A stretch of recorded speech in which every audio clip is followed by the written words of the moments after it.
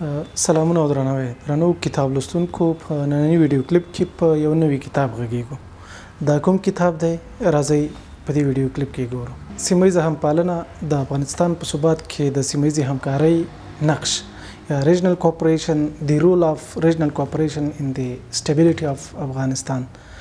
سیمه‌ییزه همپالنه د تکړه لیکوال او ژباړن قامت قریشي د ماسترۍ د تیزیس هغه څېړنه ده چې د افغانستان په محور د سیمه‌ییزو همکاریو همداشان د افغانستان په ثبات او پرمختګ کې د سیمه‌ییزو همکاریو په نقش پکې تحقیق شوی دی. د دې څېړنې د طرح کېدو موخه دا ده چې د افغانستان په ثبات کې د سیمه‌ییزې همکارۍ نقش مطالعه کړو چې په ټوله کې د څېړنې تمرکز تر ډیره له 2001 کال څخه نیولې بیا تر 2021 کال پورې زمانه په بر کې نیسي. که څه هم دلته په تاریخ ډیر باس نه دی شوی، خو یوازې د لوستونکو د معلوماتو لپاره د تیرو 2 لسیزو اړوند تاریخي معلومات وړاندې شوي او د ځینو مسایلو اړیکه له 2 لسیزو ورخوا تاریخي روایتونو سره نښلول شوی. همداشان د اړتیا پر مهال له 2021 کال وروسته مسایلو ته هم اشاره شوې. خلاصه ویلی شو چې د افغانستان په سیمه‌ییزو اړیکو باندې د حامد کرزي له موقتې ادارې څخه پیل بیا د جمهوریت تر سقوط پورې تاریخي انځور وړاندې شوی. د هیواد په کچه پالیسي جوړونکو او سیاستوالو ته پکې اړینې سپارښتنې او سټراټیژیکې مشورې ورکول شوي. د هیواد په کچه پالیسي جوړونکو او سیاستوالو ته پکې اړینې او سټراټیژیکې مشورې ورکول شوي چې تازه اکسوس کتاب پلورنځي چاپ کړی ده. دا کتاب پوره 200 مخه دی. په 4 څپرکو ویشل شوی چې هر څپرکې په ځانګړو موضوعاتو بحث کوي. دا څېړنه د جنوبي اسیا په حوزه یا خطه کې د افغانستان سیمه‌ییزه همپالنه د افغانستان په ثبات کې د سیمه‌ییزې همپالنې پر اغیزو فرصتونو او ننګونو باندې راڅرخي. خو د منځنۍ اسیا او ختیځې اسیا او شرق الاوسط سیمو په اړه پکې هم بحث شوی. همداشان په دې څېړنه کې د دې پر نفوسه وروسته پاتې او بېوزله سیمې د وروسته پاتې کېدا پر عواملو د ښه ګاونډیتوب او د همپالنې نظریې په اساس د سیمه‌ییزو همکاریو په شتون غږېدلی چې له امله دا پراخه سیمه چې له ډېرو فرصتونو ډکه ده بیا هم لسیزې کېږي چې د یو بل سره د نه همکارۍ او یا د دروغجنې همکارۍ له وجې کړېږي. په دې کتاب کې د همپالنې ترڅنګ په اقتصاد پالنه، سیاست او کلتور پالنه باندې هم تمرکز شوی. لیکوال لیکي چې کله د سیمه‌ییز ثبات خبره کېږي هم مهاله به ورسره اقتصادي، سیاسي او کلتوري چارې یادېږي او که سیمه‌ییزه همپالنه وجود ونه لري نو اقتصادي او سیاسي حالات خرابۍ خواته ځي او د ګاونډیو هیوادونو ترمنځ ستونزې را پیدا کېږي چې دا په اوږد مهال کې د جګړو لامل کېږي. که چېرته سیمه‌ییزه همپالنه کې دواړه خواوې رښتیا همکاري وکړي، سیمه‌ییز سیاست او اقتصاد ورسره غوړېږي. په ټوله کې د کتاب منځپانګه په سیمه‌ییزه همپالنه چې د افغانستان ثبات ورسره تړلی راڅرخي. زما هڅه به دا وي چې تاسو سره د 4 وړو څپرکو مهم ټکي په لنډ ډول شریک کړم. لومړي څپرکي ته راځو. په لومړي څپرکي کې د همپالنې په تیوریکي جوړښت، د دې جوړښت په تحلیل، همداشان د نړیوالو اصولو له مخې د سیمه‌ییزې همپالنې په ارزښت او د افغانستان د اساسي قانون په نظر کې نیولو سره یې د افغانستان او ګاونډیو سیمه‌ییزې اړیکې تعریف کړي. په سیمه کې د همپالنې د عواملو په نظر کې نیولو سره د سویلي اسیا هیوادونو ته او په یاده چاره کې د دوی رول ته لنډه کتنه شوې چې د ګډ جغرافیوي قلمرو او د ګاونډیتوب موقعیت په نظر کې نیولو سره یو بل وپالي او د داسې باور فضا رامنځته کړي چې هر خوا یې لا اقتصادي، سیاسي، کلتوري او پروژه‌یي ګټو څه نه څه ترلاسه کړي. همداشان په دې څپرکي کې د ګډو جیو پالیټیک او ګډو اقتصادي ګټو، اهدافو او د کاري ځواک د تبادلې په سر د بحث ترڅنګ د افراطیت، ناقانونه وسلوالو ډلو، د نشهیي توکو سربیره د ناقانونه کډوالۍ پر عواملو او ترې د پیدا کېدونکو ستونزو په اړه بحث ډېر په زړه پورې او د پام وړ دی. د سیمه‌ییزې همپالنې په وړاندې ستونزو او چیلنجونو ته پکې یوه عمومي کتنه شوې چې په دې کې د افغانستان 2 خواوې چې یوې پاکستان او بل ایران دی د ارضي او مرزي شخړو چې په دې سیمه کې د سیمه‌ییزې همپالنې او د دې جوړښت د اوږدمهاله ګټو په وړاندې سیاسي، اقتصادي، نظامي او امنیتي خنډونه راولاړ کړي چې په سیمه کې د پرمختګ هر ډول مخه ډپ کړي او همدا وجه ده چې د هیوادونو ترمنځ ډله ییز باور نه تنها پیکه کړی بلکې غوټې له منځه وړی. دلته پکار ده چې وایو د افغانستان پرته سویلي اسیا، منځنۍ اسیا، ختیځ اسیا او منځنۍ ختیځ نشي کولای چې په اسانۍ سره سیمه ییزه همکاري رامنځته کړي. د افغانستان ستراتیژیک موقعیت ته په کتو که د سیمې هیوادونه د یو بل ګټې او ستونزې په پام کې ونیسي نو دا به د ټولو په ګټه وي. سیمه ییزه همپالنه په نړیوالو اصولو کې ځانګړی ځای لري، څنګه چې د نړۍ اکثره هیوادونه په ملګرو ملتونو کې غړیتوب لري او د همدې چوکاټ له لارې له یو بل سره ډیپلوماټیکي اړیکې پالي. هغوی د دې سازمان د منشور پر رعایتولو باندې مکلف دي. یو خوا که د دې سازمان منشور د سیمه ییزو همکاریو سپارښتنه کوي نو بله خوا بیا د افغانستان اساسي قانون هم دې موضوع ته په پام دولت مکلف کړی چې بهرنی سیاست د خپلواکۍ، ملکي ګټو او ځمکنۍ بشپړتیا په ساتلو، نه مداخلي، ښه ګاونډیتوب، متقابل درناوی او د حقوقو د برابرۍ په بنسټ تنظیم کړي. په سویلي اسیا کې د سیمه ییزې همپالنې عوامل نور هم د سیمې هیوادونه یو بل سره همکارۍ ته هڅوي. که چېرته د سیمې هیوادونه له دې وروسته هم پورته اصولو ته پام ونه کړي، دا به د ګډ جغرافیوي قلمرو په برخه کې بد ګاونډیتوب ترڅنګ مشترک جیوپالیټیک ته او همداشان اقتصادي اهدافو ته د سیمې په کچه د سیمه ییزې همکارۍ په وړاندې ستونزې لا ډېرې او ژورې کړي. دویم څپرکي ته راځو. دویم څپرکی د یوې مختصرې پایلې سره په 12 بېلابېلو عنوانونو ویشل شوی چې پیلې د افغانستان په بهرني سیاست کې د سیمه ییزو همکاریو په ځای کېږي. د بهرني سیاست په مطالعه کې اصلي عنصر دولت دی او د تعریف په بنسټ دولت له هغه یو شمېر خلکو څخه عبارت دی چې په یوه ټاکلې خاوره کې دایمي استوګنه لري او د داسې حکومت درلودونکی وي چې د قانون په پلي کولو او وضع کولو باندې لاس پورې کوي او حاکمیت لري. دولت پر دې سربیره چې یو هیواد یا ټاکلې خاوره کې د نظم، قانون پلي کېدا او د خنډونو په وړاندې کولو باندې مکلف دی، بل لور د یو هیواد په استازیتوب په بهر کې هر ډول اړیکې د قانون په بنسټ ترتیب او تنظیموي. نو پکار ده چې هر دولت سیمه ییزو همکاریو ته په بهرني سیاست کې ځای ورکړي او په سمه معنا یې وپالي. د افغانستان په بهرني سیاست کې د سیمه ییزو همکاریو ځای څومره او څنګه دی؟ په همدې خاطر د افغانستان د بهرني سیاست تاریخي شالید له 2001 څخه تر 2021 کال پورې زمانې ته یوه لنډه کتنه شوې چې د افغانستان د بهرني سیاست اصول او نور ورته مسایل پکې څېړل شوي. افغانستان ته په لومړي ځل له بهر څخه ډیپلوماټیک پلاوی د کوشانیانو په دوره کې له چین څخه راغلی و. ورپسې د امویانو او عباسیانو په دوره کې د افغانستان اړیکې نورې هم وغځېدې. په تیره بیا له منځني ختیځ سره د افغانستان اړیکې پراخه شوې چې دغه اړیکو په بېلابېلو دورو کې لا پراخوالی کړی و.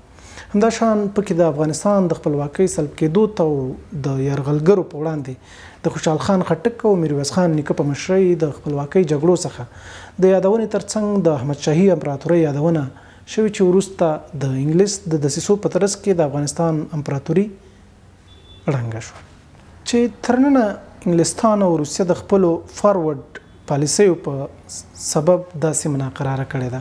د کتاب په دې برخه کې د بهرنۍ پالیسۍ د یوې تورې او جبري دورې یادونه هم شوې چې په امیر عبدالرحمن خان یې په کال 1893 کې د نومبر په 12مه د ډیورنډ بدنام تړون لاسلیک کړ. ترڅنګ د ګندمک تړون او د هغې د لاسلیک پروسه تشریح کړې. د لومړۍ نړیوالې جګړې وروسته غازي امان الله خان له 1892 نیولې تر 1960 د افغانستان واکمني ترلاسه کړه او سمدستي د خپلواکۍ جګړه 1919 اعلان کړه چې له امله یې افغانستان د خپلو بهرنیو چارو واک بیرته له انګریزانو څخه ترلاسه کړ. دا د افغانستان په تاریخ کې یوه ماډرن دوره بلل کېږي چې د افغانستان بهرنی سیاست پکې تر نورو دورو ډیر مهم ځای لري او د حالاتو مطابق ورته پام کېده. په لومړۍ او دویمه نړیواله جګړه کې د افغانستان بېطرفه پاتې کېدا ته هم لنډه کتنه شوې او د بېطرفۍ په ګټو یې رڼا اچولې ده.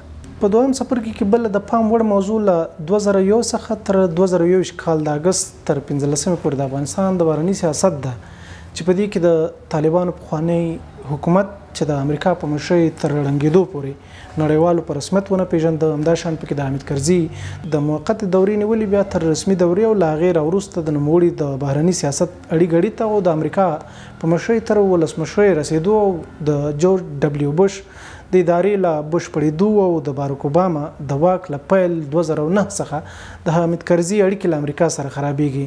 په دې باندې رڼا اچولې ده.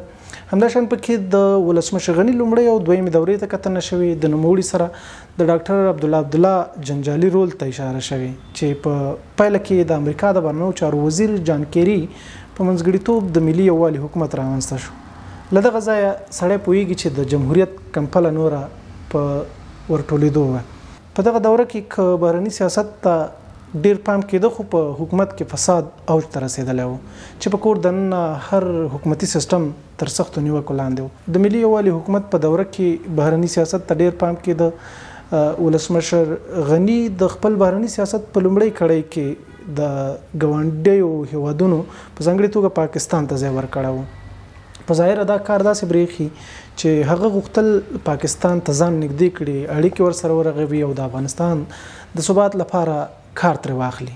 خو دې کار پایله ورنه کړه او ډېر ژر یې له پاکستان سره اړیکې خرابې شوې. افغانستان له داسې جغرافیې سره تړلی چې د بدلون امکان یې نشته. ځکه نو ولسمشر د خپل بهرني سیاست په لومړۍ کړۍ کې همسایه او د سیمې هیوادونو ته ځای ورکړی و چې دا په خپل ځان کې یو ګټور کار خو عملي نشو. افغانستان د خپل ثبات لپاره سیمهیزو همکاریو ته اړتیا لري. د دې هیواد له ثبات پرته د سیمې ثبات ناشونی دی. خلاصه دا چې د ملي یووالي حکومت له جوړېدو سره د ډاکټر غني او ډاکټر عبدالله ترمنځ ناندریو د حکومت د نورو برخو ترڅنګ پر بهرني سیاست په ځانګړې توګه په سیمهیزه همپالنه ناوړه اثر وکړ. که څه هم د ملي یووالي په حکومت کې د بهرني سیاست 5 کړۍ وړاندې شوې او لومړی کړۍ کې ګاونډیو هیوادونو ته ځای ورکړل شوی او خو خپلمنځي ستونزو پر دغه مثبت ګام باندې منفي اغیز کړی و. دلته یوه ډېره مهمه موضوع پکې له مرکزي اسیا سره د تجارتي او ټرانزیټي اړیکو لړۍ ده. اوس هم اړتیا لیدل کېږي چې دغه اړیکې پراخه او دوام پیدا کړي چې پر افغانستان سربیرې دواړه سیمو سویلي او مرکزي اسیا ته خیر ورسېږي. نن چې یو څه نسبي امن دی نو پکار ده چې له دغه فرصت څخه اعظمي ګټه پورته شي.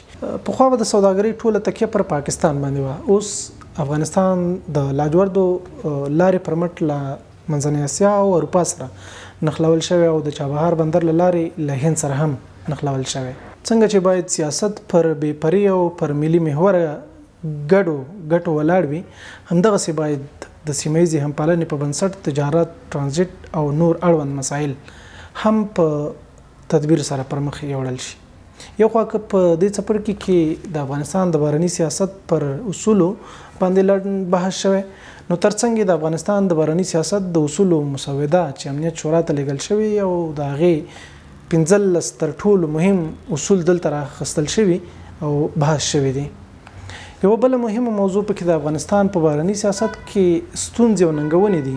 څنګه چې افغانستان د حامد کرزي او ولسمشر غني د حکومتونو پر مهال په کورنۍ کچه له یو شمېر ستونزو او غبرګونونو سره مخ و، په بهرني سیاست کې هم یو شمېر جدي ستونزې او غبرګونونه موجود وو چې د هغوی له ډلې په بهرني سیاست کې د ناانډوالۍ، اداري فساد، بهرني سیاست د منل شو او علمي اصولو نشتون، د توازن نشتون، د بهرني سیاست پیچلې پروسه او حکومت او مقننه ځواک ترمنځ د همغږۍ نشتون لوی ننګونې وې. دغه ستونزې وې چې تر دې مهاله روانې دي چې د غیر مسلکي کسانو ګمارنې به دا ستونزې نورې وپړسوي. د افغانستان په بهرني سیاست کې د سیمهیزو همکاریو ځای ته راګرځو چې په دې کې لیکوال د سپټمبر د 11 له بریدونو نیولې بیا پر افغانستان د امریکا له یرغل وروسته د افغانستان بهرني سیاست باندې غږېدلی. نوموړی په دې اند دی چې په دغه دوره کې پر مخامخ اړیکو سربیره په سیمهیزو همکاریو کې د افغانستان حضور د پام وړ پرمختګ وکړ. د افغانستان اړیکې پر سویلي اسیا سربیره له منځنۍ اسیا، منځنۍ ختیځ او ختیځې اسیا سره هم پراخه شوې. د افغانستان په اړه د ترسره شوو کنفرانسونو یادونه پکې شوې چې افغانستان هم په دې لړۍ کې د بېلابېلو وړینو کنفرانسونو کوربتوب ترسره کړی چې بیلګې افغانستان د سارک ټولنې د اقتصادي همکاریو سازمان کې غړیتوب یادولی شو. همداشان په شانګهای سازمان کې د ناظر غړي په توګه ګډون ډېر د پام وړ ټکی دی. د جمهوریت پر مهال دولت درکړی و چې سیمهیزو همکاریو پر مټ له نړۍ سره نښلول کېدلی شي او د هیواد د پرمختګ او ثبات لپاره ترې ښه ګټه پورته کولی شي. له نیکه مرغه دغه فکر لا هم پاتې دی او باید وپالل شي. تر څو په دې برخه کې نور پرمختګونه رامنځته شي که له یوې خوا افغانستان په وچې پورې تړلی خو له بلې خوا د افغانستان ارزښتناک موقعیت د دې جوګه دی چې د سیمې هیوادونو په ځانګړې توګه سویلي اسیا او مرکزی اسیا په اسانۍ سره ونښلوي. افغانستان د امنیت ترڅنګ پرمختګ ته اړتیا لري، کولی شي چې دا دواړه ارمانونه په سیمه ییزو همکاریو کې ولټوي. که څه هم په افغانستان کې لا د جګړې ګواښونه نه دي ختم شوي، دا د افغانستان د ثبات او پرمختګ او همداشان د سیمه ییزو همکاریو په وړاندې یو لوی خنډ ګڼل کیږي. همدا لامل چې د جمهوریت پر مهال افغانستان د بیلابیلو لارو لکه مواصلاتي لارې، د ریل پټلۍ او نورو اسانتیاو څخه برخمن نشو، څنګه چې لازمه وه هیواد مو د سیمه ییز اتصال په برخه کې فعال نشو. دې ته ورته ارضي او مرضي ستونزې هم کله ناکله د سیمه ییزو همکاریو په وړاندې خنډ جوړیږي. د کتاب دا برخه د معلوماتو له مخې ډېره غني ده او باید په غور ولوستل شي. دلته د سویلي اسیا د سیمه ییزې همپالنې د تسهیل کوونکو سازمانونو ترڅنګ د اقتصادي همکاریو په سازمانونو باز خورا په زړه پورې دی. دغه سازمانونو په ننني او پروني او راتلونکي اوضاع د افغانستان په ثبات کې په رول خبرې شوي. دلته غواړم د اقتصادي همکاریو د سازمانونو له ډلې د څو مهمو تنها نومونه او لنډ معلومات تاسو سره شریک کړم. تر دې وړاندې چې د اقتصادي همکاریو سازمان ایجاد شي، د سیمه ییزې پراختیا سازمان یا ریجنل کوآپریشن فار ډیولپمنټ فعالیت کاوه. دا سازمان په ترکیه کې په 1946 کې د یو کانفرنس په ترڅ کې د سینټو یا سنټرل تریټي ارګنایزیشن د سیمه ییزو غړو ترکیه، ایران او پاکستان هیوادونو په ملګرتیا رامنځته شو. د 14 کاله فعالیت وروسته ړنګ شو چې وروسته تر یوې وقفې د دې سازمان پر ځای په 1985 کې د اقتصادي همکاریو سازمان ایکو جوړ شو چې افغانستان هم د دې سازمان غړیتوب ترلاسه کړ، چې لا هم د دې سازمان په چوکاټ کې د سیمه ییزې همپالنې پر بنسټ خپلو همکاریو ته دوام ورکوي. همداشان د سویلي اسیا د سیمه ییزو همکاریو د اتحادیې یا څارک په اړه معلومات د پام وړ دي. څارک ته د سویلي اسیا د سیمه ییزې همکارۍ ټولنه یا د سویلي اسیا د سیمه ییزو همکاریو سازمان هم وایي. دغه سازمان د جوړېدو وړاندې د لومړي ځل لپاره په 1980 کال کې د بنگلادیش د ولسمشر ضیا نورالرحمن لخوا د سویلي اسیا هیوادونو مشرانو ته د یو رسمي لیک له لارې شوی و چې خپل بنگلادیش، بوتان، هند، مالدیپ، نیپال، پاکستان او سریلانکا د دې سازمان غړي شو. په 2015 کې افغانستان هم د دې سازمان غړی شو چې په 2019 کې بشپړ غړیتوب ترلاسه کړ. د افغانستان په شمول سارک 8 دایمي غړي لري چې په 1915 کال د سپټمبر په 8 په ډاکا کې منشور لاسلیک شو. د اقتصادي ودې پیاوړتیا، ټولنیزه پراختیا او کلتوري وده د دې سازمان له لومړیتوبونو څخه شمیرل کیږي او د دې ترڅنګ دا سازمان د سولې، ازادۍ، ټولنیز عدالت او اقتصادي پیاوړتیا لپاره هم ګډې او دوامدار هڅې کوي. د شانګهای د همکاریو سازمان یو بل دغه سازمانونو څخه دی چې افغانستان دغه سازمان د ناظر غړي په توګه ورسره مل دی. په سیمه کې دا سازمان د ډیر پام وړ بلل کیږي.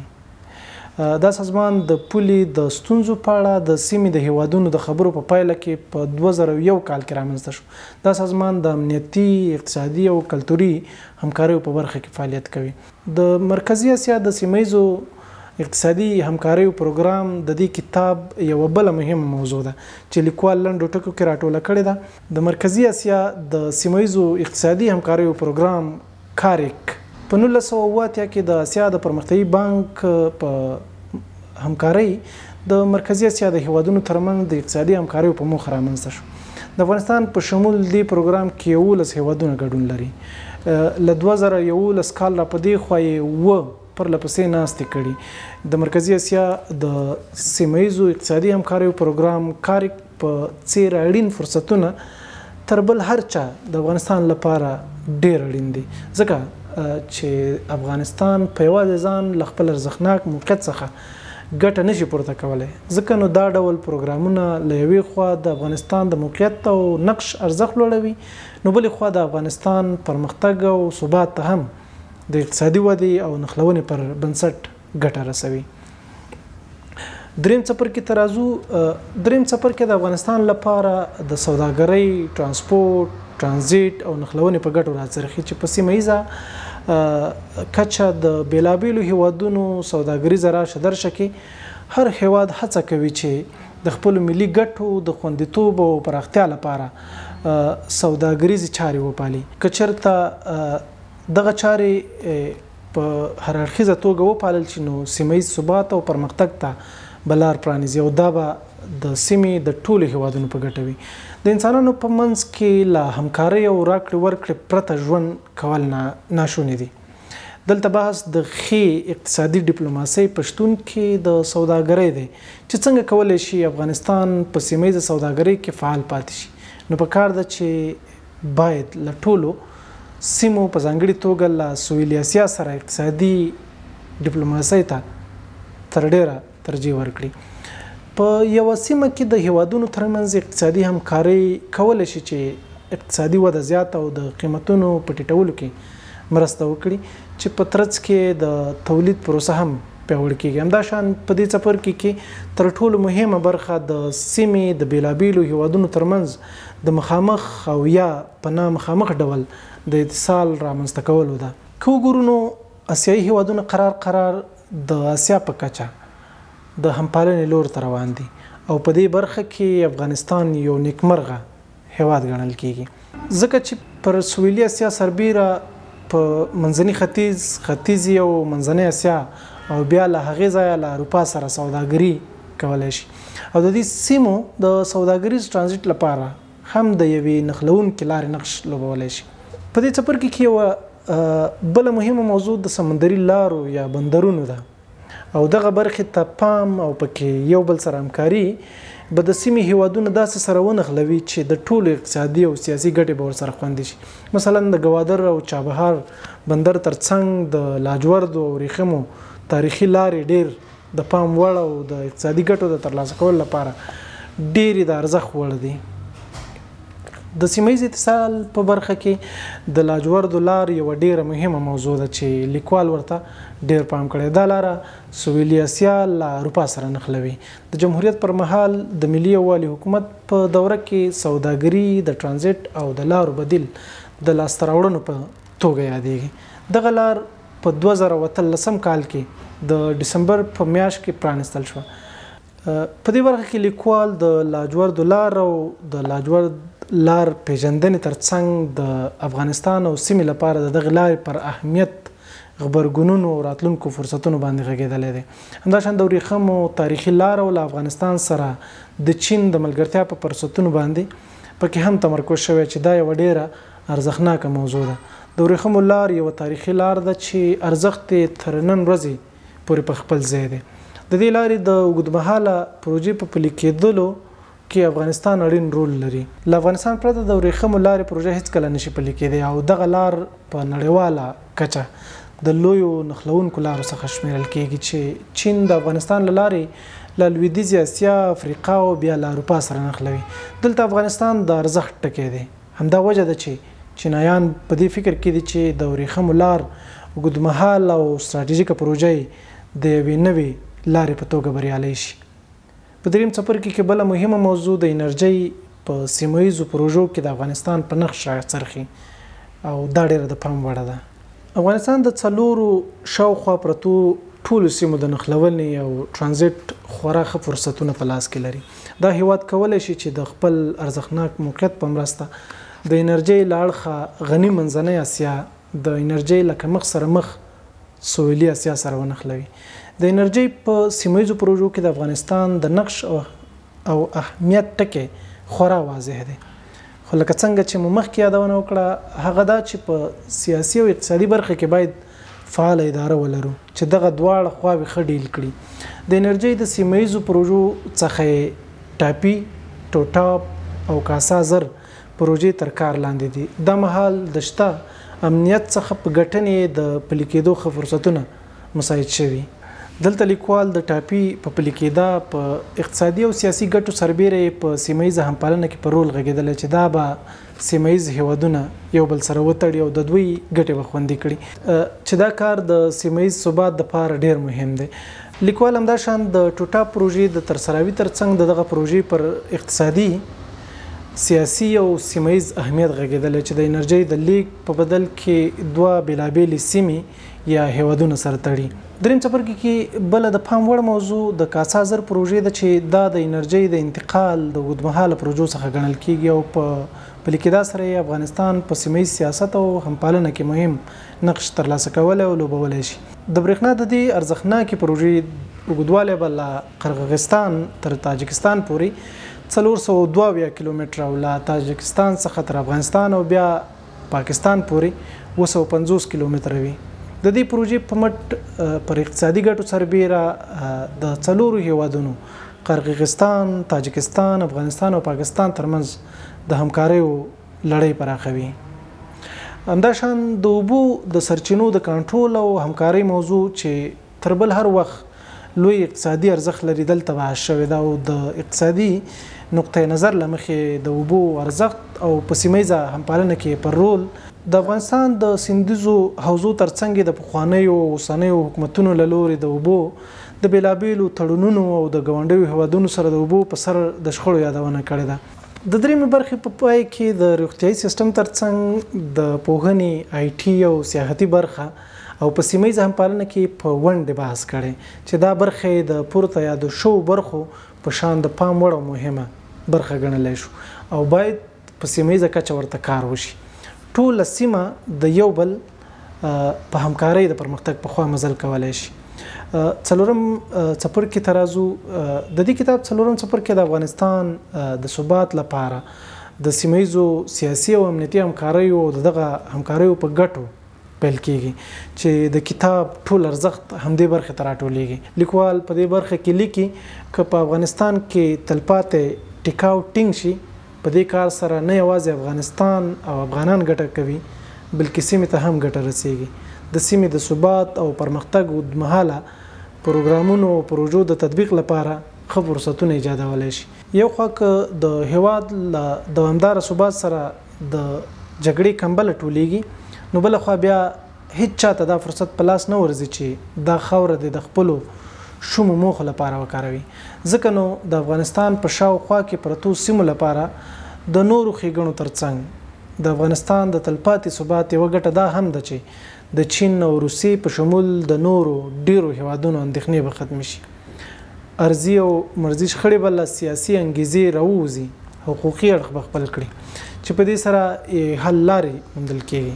یوازې ثبات کولی شي چې ګډ امنیت، ګډ باور او سیمایي نظم ته لار هواره کړي چې ریښه په تلپاتې افغاني ثبات کې نغښتې ده.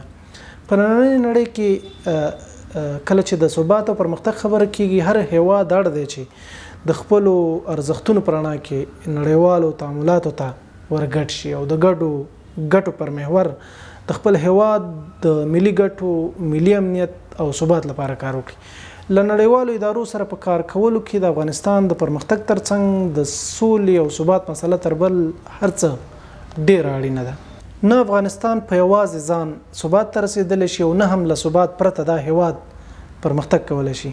نو په کار ده چې زموږ بهرنی سیاست په تمامه معنا فعال شي، سیمایي همپالنې ته پام وکړي او پر مخ کې پراته خنډونه دي د ملي ګټو په نظر کې نیولو سره له منځه یوسي. په دې برخه کې لیکوال د سیمایي همپالنې په وړاندې د ځینو ستونزو یادونه هم کړې ده چې سیمه یې د همپالنې څخه راګرځولې ده او هغه د نامسؤله وسلوالو ډلو ترڅنګ په سیمه کې د ناامنۍ اوږدمهاله ریښې، اټومي وسلې او نور یادولی شو.